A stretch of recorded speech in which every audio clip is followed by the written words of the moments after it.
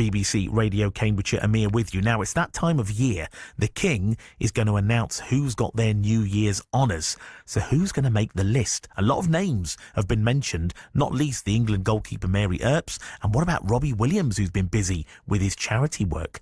Well, Mark Llewellyn-Slade joins me this morning. He's an expert on awards and honours. Mark, good morning to you. Morning, Amir.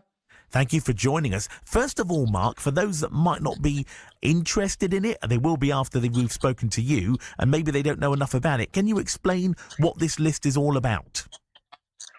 Yeah, we tend to focus on the celebrities when we talk about royal honours, and you mentioned Robbie Williams and Mary Earps, for example. But the vast majority of recipients are what I describe as extraordinary, ordinary people.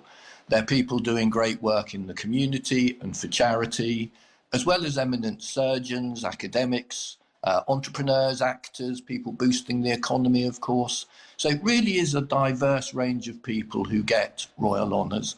About 2,200 are given out each year, half of those in the New Year list and the other half on the King's official birthday in June.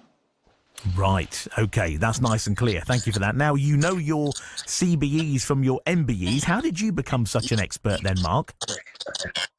I spotted a gap in the market to help people make nominations for royal honours about 16 years ago, and I launched a company called Awards Intelligence, and it's really grown and escalated from there, really. So we now help people to nominate their friends, family members, business and community contacts for honours. And we also help people to apply to the House of Lords, and we help companies to find, enter and win business awards.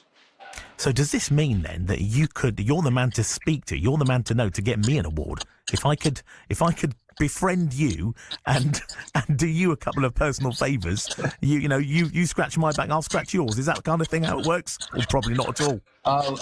Amir, I can't believe you haven't got an honour already. I think it's been lost in the post, sir. I really do. I think you might be right, to be honest. So let's get onto this list then, Mark. Who do you have tipped to get a New Year's honour?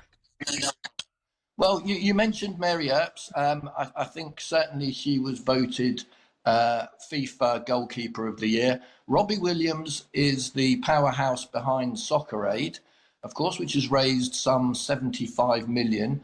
And he just happens to be one of the biggest record sellers of all time, I think. So certainly in the running. I suspect he may have been offered one in the past and turned it down.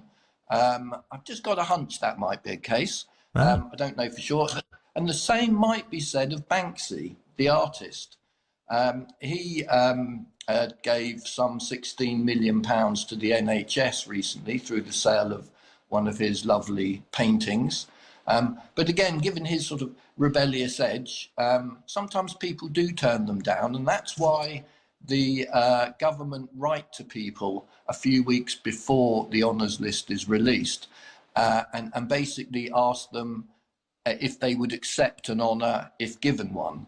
And that would spare the King's blushes should that person publicly turn it down if he was given one in an official list and didn't want to accept it. So it's interesting how such a diverse mix of people get them. And we've certainly seen a trend recently in that a growing number of frontier tech supremos are being put forward for royal honours.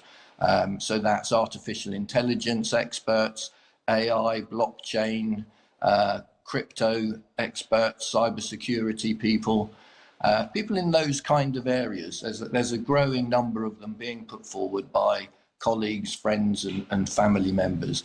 And we're also seeing a growing demand for frontier tech experts in the House of Lords as well, which is very interesting because, of course, the key role of a Lord, of a peer, is to scrutinise draft legislation before it becomes law. But you can't scrutinise what you don't understand. And given the average age in the House of Lords is 74, many of them are in their mid to late 80s, they can certainly be forgiven for not being at the cutting edge of artificial intelligence, crypto, blockchain, and all that kind of stuff as well. We're we're certainly seeing a very diverse mix of people get them, but the backbone of recipients are extraordinary, ordinary people doing great work for charity and in the community, as I say. Do you expect any surprises in the list when it's announced? I think the surprises may come maybe in a year or so's time, when we start seeing these really interesting, cutting-edge frontier tech experts come to the front of the queue. It is quite early yet, because it does take between 1 and 2 years for the Honours Secretariat at the Cabinet Office to consider an Honours nomination. So it's not something that just happens overnight or in a week or two. And sometimes it can take even longer than 2 years.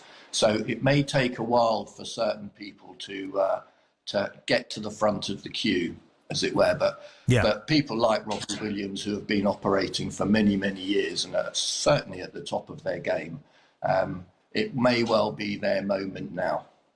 Okay, and just finally, Mark, is there anyone you think hasn't got the attention they might deserve?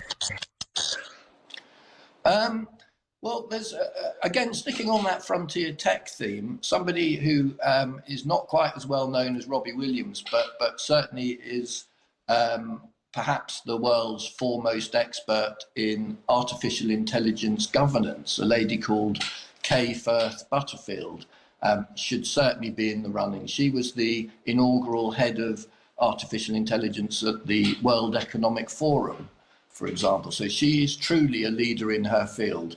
And artificial intelligence is going to play an absolutely huge role in all our lives over the coming, months, really, months and years. But it's going to change the face of education as we know it, for example, and many, many other things. So, I think we're going to see more and more leaders in their field of AI being recognised over the next few lists. Okay, well, Mark, thank you very much for bringing us your expertise this morning. That's Mark Llewellyn-Slade there. He's an expert on awards and honours.